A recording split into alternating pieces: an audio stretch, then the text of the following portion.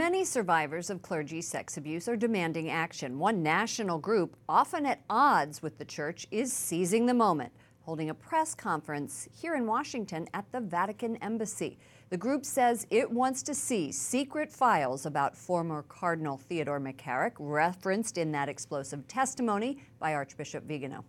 Correspondent Jason Calvi has the story from the embassy. My name is Becky Ianni. Becky Ianni says she was abused by Monsignor William Renicky when she was 8. According to the Washington Post, he killed himself in 1992 after other allegations of abuse. But it took Ianni 40 years to admit what happened to her. Once you start talking about it, you don't feel so guilty anymore. I think the thing that you deal with most of survivors is shame and guilt.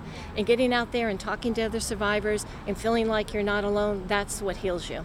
Ianni is a regional director of SNAP, Survivors Network of Those Abused by Priests. The national group says they support women and men wounded by clergy sex abuse, and often they challenge the church. So I'm going to rely on the secular authorities. I want every citizen to contact their attorney general and demand them launch an investigation into the Catholic diocese in their area. Earlier this week, a former Vatican ambassador to the United States who served here from 2011 to 2016 made shocking allegations of sex abuse cover-up against Pope Francis and other leaders. In Archbishop Vigano's explosive testimony, he says all of the memos, letters, and documentation he refers to in his letter are found at the Secretary of State at the Vatican, as well as this building behind me. It's the Papal Nunciature. It's where the Pope's nuncio, his eyes and ears in the United States, lives and works.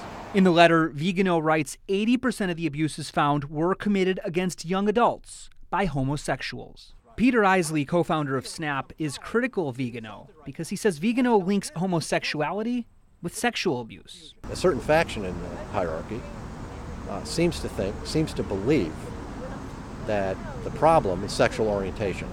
You're criticizing him. Won't that then stop other whistleblowers from coming forward in the future? All we know is that he's making allegations and that he says these are based on documented proof.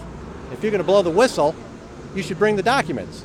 SNAP faces major criticism. Their former development director is suing them, calling the organization a sham. She says their mission is to find victims, to bring those victims to lawyers. Those lawyers then sue for major settlements with dioceses and then give kickbacks back to SNAP.